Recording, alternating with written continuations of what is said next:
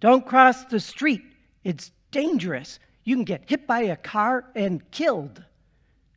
That was my mother teaching me when I was a small child about the dangers of crossing a street. Don't cross the street. It's dangerous. You can get hit by a car and killed. And I know that nowhere better than the crosswalk by my house, the Daisy my dog and I have to cross each day.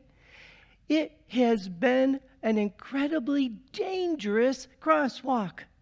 It's amazing how people didn't acknowledge what those white stripes in the street might mean. And so if you remember, not too long ago, Bend had set out a survey with pedestrian concerns seeking input. Yeah, I so sent them an email. And I said, this particular intersection, this crosswalk, you wouldn't believe how many children use it, going to Bear Creek School and coming back from Bear Creek School.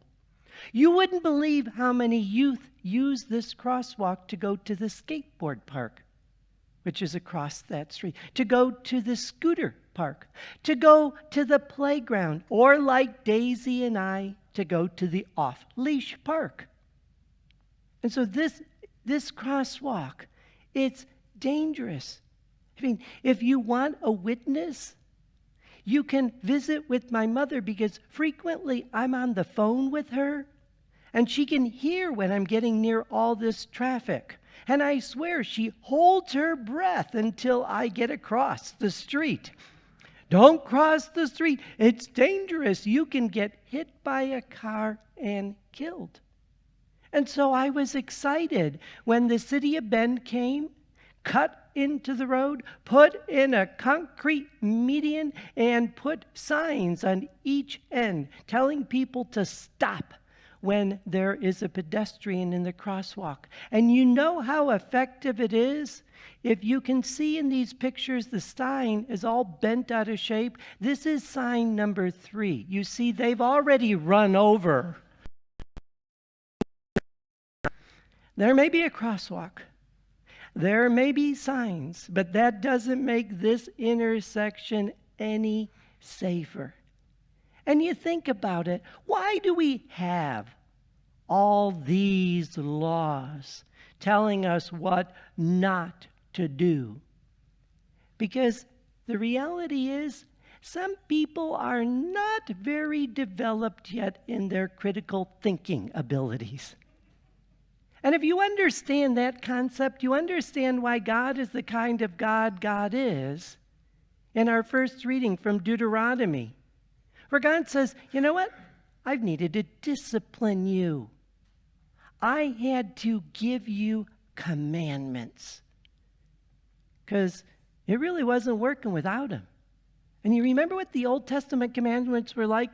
Thou shalt not. Don't do this, don't do that, don't do this. Just like when you are a small child, you have to be very clear. Don't cross the street. It's dangerous. You can get hit by a car and killed. And see, God is concerned for us. We hear in the book of Deuteronomy chapter 4, verse 39, this is why you must now acknowledge and fix in your heart that the Lord is God in the heavens above and the earth below. God's concerned about the things of this earth. He's concerned about us. And yet the reality is, I grew up. And the next stage of my development was my mother taking me across the street, telling me to look both ways before crossing the street. That's very much what it's like with Jesus. Jesus came into this world, so it was no longer a God from the top of the mountain telling you not to do this and not to do that. But now God's walking among God's people, saying, this is what you shall do. You're going to love one another. You're going to follow me. You have to picture Jesus as, like my mother, taking the disciples' hand and guiding them through the dark valley, guiding them to safety. We hear in the Gospel of Matthew, chapter 28, verse 20, Jesus says, "Behold, I am with you always until the end of the age." You see, the Lord's teachings still are with us now, guiding us, helping us, just like my mother's teachings are continuing to guide me. Because you know what I continue to do? Every time I come to a street, I look both ways before I cross. That message was ingrained into my head to look both ways. But see, the sad reality is, my mother isn't here in Bend to take my hand across the street anymore. It's just like Jesus is not walking among us anymore. Well, at least not physically.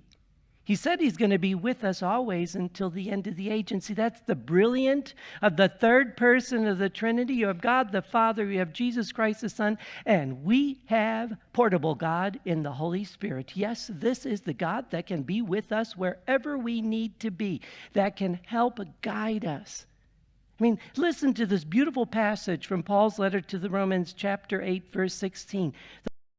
It makes God's fatherhood real to us as he whispers into our innermost being, "You are God's beloved child." That Holy Spirit is whispering us as we travel the paths of life nowadays. Holy Spirit is with us, guiding us, helping us, assisting us.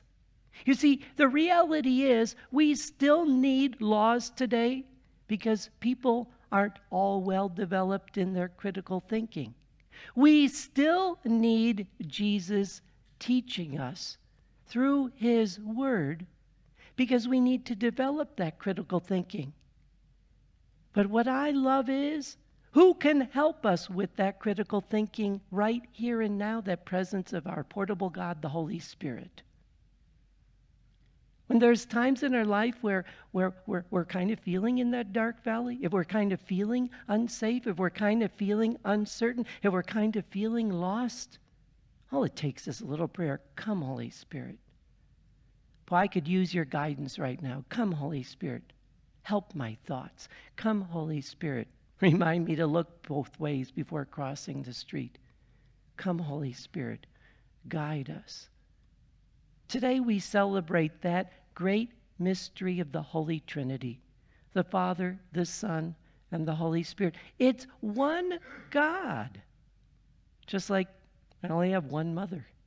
Same mother who told me not to cross the street is the same mother who took my hand across the street. That's the same mother that told me to look both ways across my street. Same mother. One God. The Father who gives us his commandments, yeah, and sometimes disciplines us. One God in Jesus Christ who teaches us and gives us what we need. And then the one God and the Holy Spirit who's present with us at all times, inspiring us, helping us to grow in our critical thinking. So let us celebrate that wonderful relationship with God, that God who is very real and helpful and present to us this very day. That very God who's going to help us to even cross those dangerous crosswalks in our lives.